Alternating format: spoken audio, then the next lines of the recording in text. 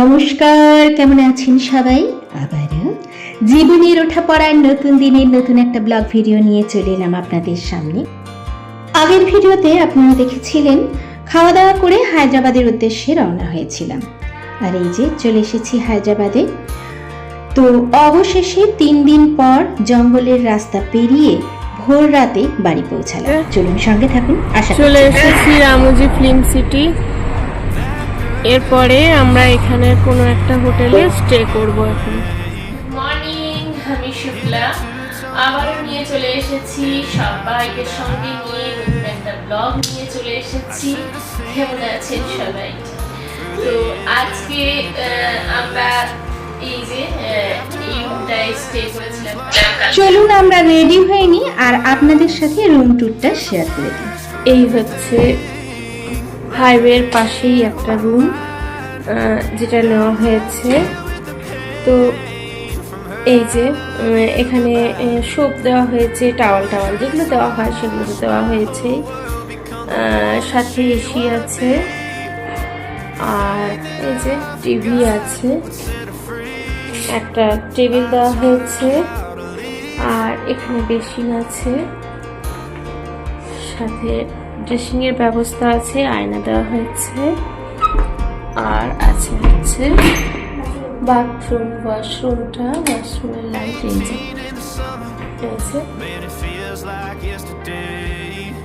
ঠিকই আছে।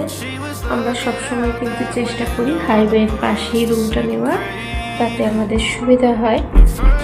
আমরা রেডি হয়ে গেছি, এরপরে আমরা বেরিয়ে পড়বো। তো চলুন সঙ্গে থাকুন, দেখতে থাকুন, আর অবশ্যই জার্নিটা কিন্তু উপভোগ করুন। আর কেমন লাগছে জানাতে কিন্তু ভুলবেন না। চলুন তাহলে গিয়ে যাই। তো আমরা এখন রুম থেকে বেরিয়ে গেছি, এখন নিচে যাব। এখন টাইম হয়ে গেছে 9:30, ব্রেকফাস্ট করে বেরোতে হবে। এখান থেকে 12 ঘন্টার জার্নি গোয়া। ভোর রাতে পৌঁছেই কিন্তু জামা কাপড়গুলো ধুয়ে মেলে দিয়েছিলাম, সব শুকিয়েও গেছে। আর দূরের জার্নিতে না আমার মনে হয় খুব বেশি জামা কাপড় মানে নষ্ট করে লাভ নেই। নষ্ট মানে আমি একটাই পরতে বেশি ভালোবাসি। তো যাই হোক, আমি সিম্পল ভাবে থাকতেই কিন্তু হাইওয়ের সামনেই মোটামুটি আমরা এরকমই স্টে আমরা খুঁজে থাকি, যেটা হচ্ছে হাইওয়ের সামনেই হয়, যাতে সকালে উঠে হাইওয়ে যেন খুঁজতে না হয়। আর এই সামনেই হচ্ছে এই যে ব্রেকফাস্টের দোকানও রয়েছে, ব্রেকফাস্ট করার গোদাবরী টিফিন মিলস। তো একবার এখান থেকে ব্রেকফাস্ট করে গাড়ি নিয়ে একদম হাইওয়েতে আমরা উঠে যাব। তো লিফটও আছে, লিফটের সুবিধাও আছে।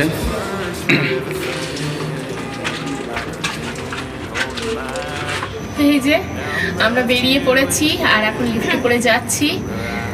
তো এরপরে হবে ব্রেকফাস্ট। আজকে আর হোটেল থেকে খেয়ে বেরোয়নি, আজকে কিন্তু বাইরে রেস্টুরেন্টেই খেয়ে নেব।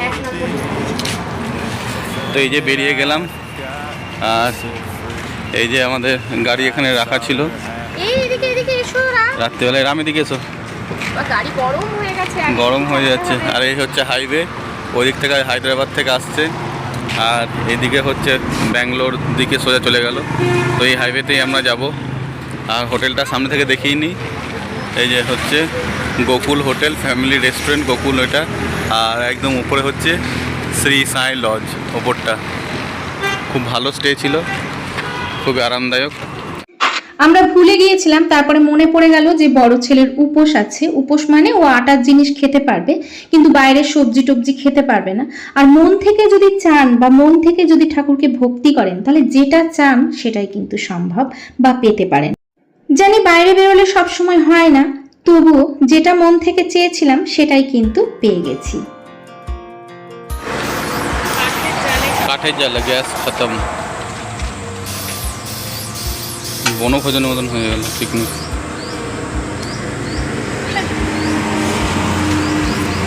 গরম গরম ওখানে লুচি ভাজছে।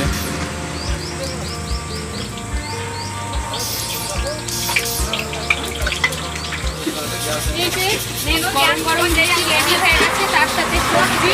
এটা ছোটটাকে খাওয়াবো, কারণ আজকে বড় একাদশী পড়ে গেছে, ও কিন্তু বাইরে কোনো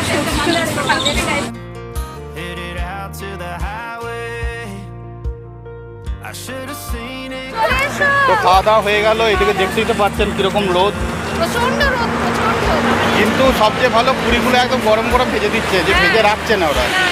যে আসছে সঙ্গে সঙ্গে বেলা বেলছে, বেলে সঙ্গে সঙ্গে ওরকম কাঠের আগুনে জ্বলছে, ওখানে দিচ্ছে, ওখানে দিয়ে হচ্ছে। আজকে একাদশী পড়ে গেছে, ময়দা ছিল না মনে হয়, না ময়দারি ছিল কিন্তু পুরো কড়া কড়া লাল লাল ভাজা, আটা রুটি যেরকম হয়েছে লাল লাল ভাজা ছিল কিন্তু ময়দারি ছিল। আর একাদশী পড়ে গেছে, ওই জন্য বড় ছেলেকে সবজি দিলাম না, ও শুধুই লুচি খেলো আর কি। আর এরপরে রাস্তায় ফলটা খেয়ে চলো চলো চলো। ঠিক আছে।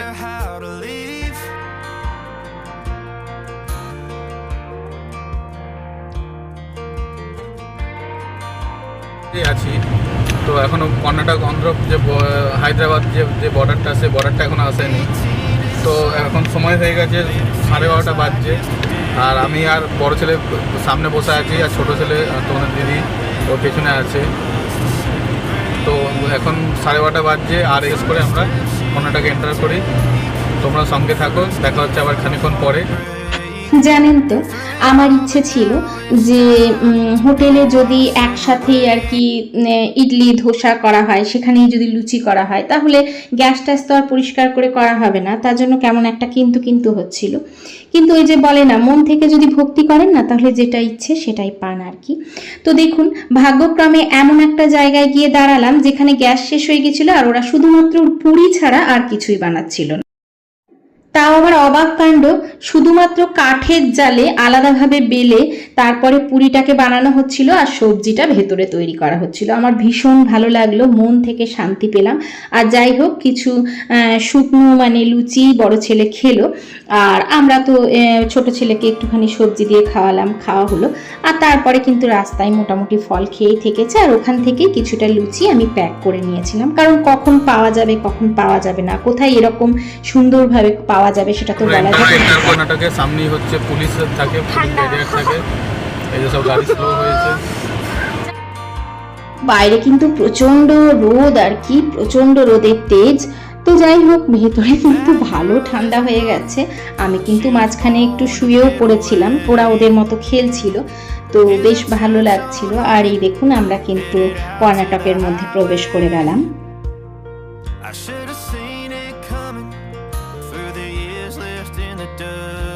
চারিদিকের প্রাকৃতিক সৌন্দর্য দেখতে দেখতে সামনের দিকে এগিয়ে চলেছি, সাথে আপনাদের সাথেও শেয়ার করছি।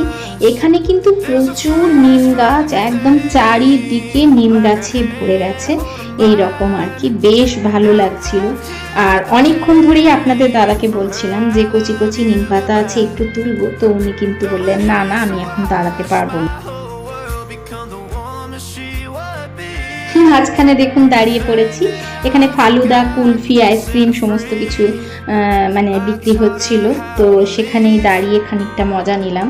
সবাই মিলে খানিকক্ষণ দাঁড়িয়ে, খানিকক্ষণ এটা ওটা খাওয়া দাওয়া করতে করতে রোড সাইডে কিছুক্ষণ দাঁড়িয়ে নিজেরা বিশ্রাম নিয়ে আবারও পথ চলা শুরু।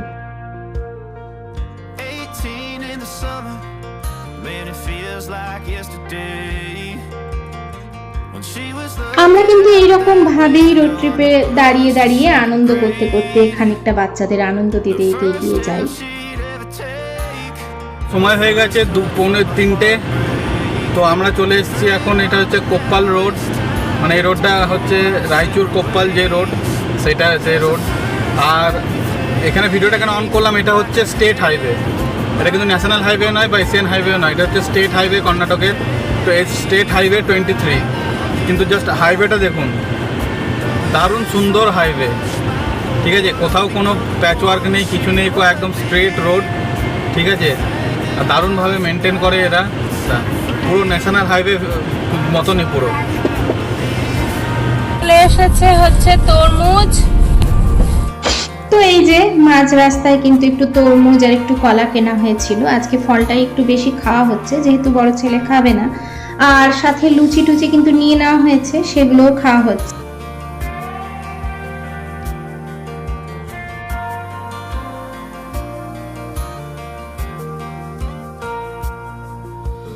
এই যে সব গেছিল নিম পাতা পাড়তে, একটা গাছ দেখেছে, তো এখানে গাড়ি দাঁড় করে দিয়েছি। তো এই যে রোডের সাইডে গাড়িতে দাঁড় করে, এখানে লাইন দিয়ে সব নিম গাছ। এই দেখুন, সন্ধে হয়ে এসছে, আর কি অপূর্ব যে সুন্দর লাগছে সে বলে বোঝাতে পারবো না, তাই তুলে ধরলাম আপনাদের সামনেও। যাই হোক, এখানে কিন্তু আগের রাস্তায় প্রচুর নিম গাছ ছিল, আপনাদের বলেইছিলাম। তো আপনাদের দাদা ভাইকে বললাম একটু দাঁড়াও, আমাদের ওখানে কিন্তু নিম গাছ পাওয়াই যায় না, তাই নিম পাতা কিন্তু খাওয়াই হয় না, আর ভীষণ ভালো লাগে, খাওয়াও ভালো, তার জন্য কচি কচি একটু নিম পাতা পেরেও নিয়েছি। আর এখানে দেখুন পাথরের পাহাড়ে পুরো ভর্তি। এরপরে চলে এসেছি ধারবার। ধারবার থেকে 4 ঘন্টা হচ্ছে গভীর জঙ্গলের একটা রাস্তা, দেখলেই বুঝতে পারবেন আপনার।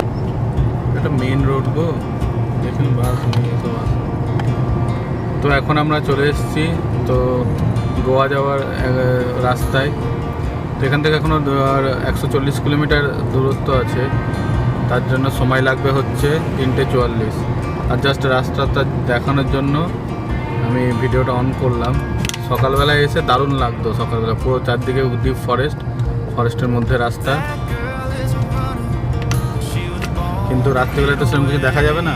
যদি সকালবেলা হতো তাহলে দারুণ সুন্দর লাগতো, দারুণ সুন্দর, যেটা বলে বোঝানো যাওয়ার মতন নয়। যাই হোক, আমরা আস্তে আস্তে এগিয়ে যাই। এখানে একটু কেয়ারফুলি ড্রাইভ করতে হয়, কেন এই পুরো ডিপ ফরেস্ট তো অনেক সময় অনেক কিছু সামনে চলে আসে, সেই জন্য একটু জন্তু জানোয়ার আর কি, ওখানে সমস্ত কিছুই আছে, সেই জন্য একটু ধীরে সুস্থে চালাতে হয়।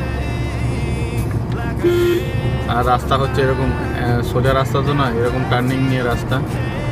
ঠিক আছে, চলো দেখা হচ্ছে আবার পরে। দেখে হয়তো বুঝতেই পাচ্ছেন কতটা জঙ্গলের মধ্যে দিয়ে পেরিয়ে যাচ্ছি। আরও আর এক সাইডেও একটা জঙ্গলের রাস্তা আছে, যেটা 6টার পরে কিন্তু বন্ধ হয়ে যায়, তো সেই রাস্তাটায় যাওয়া যায় না। এখন কিন্তু গভীর জঙ্গল পেরিয়ে তারপরে মোলেমঘাটের মধ্য দিয়ে গোয়ায় প্রবেশ করা।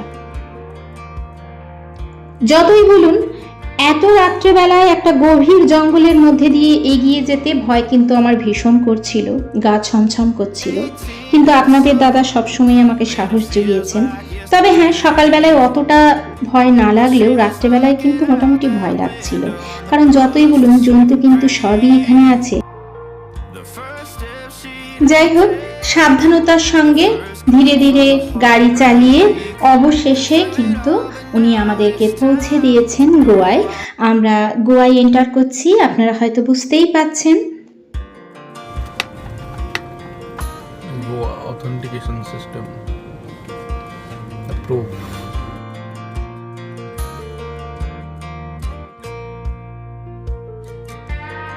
যাই হোক, এখনো পর্যন্ত আমার ভিডিওটা যদি দেখছেন, যদি ভালো লেগে থাকে, তাহলে বলবো ছোট্ট একটা লাইক দিয়ে পাশে থাকবেন। আর যারা নতুন এখনো পর্যন্ত চ্যানেলটাকে সাবস্ক্রাইব করেননি, প্লিজ একটা সাবস্ক্রাইব করে বন্ধু হয়ে পাশে থেকে যেতে পারেন। আর আমার ভিডিওর কোনো কথা, কোনো কাজ যদি আপনাদের ভালো লেগে থাকে, বা রোড ট্রিপের ভিডিও যদি আপনাদের ভালো লেগে থাকে, তাহলে অবশ্যই বন্ধু বান্ধবদের মধ্যে শেয়ার করতে কিন্তু একদম ভুলবেন না। তাহলে আজকের মতো এখানেই রাখছি, দেখা হচ্ছে পরবর্তীকালে নতুন একটা ভিডিওর সাথে। ততক্ষণ পর্যন্ত টাটা।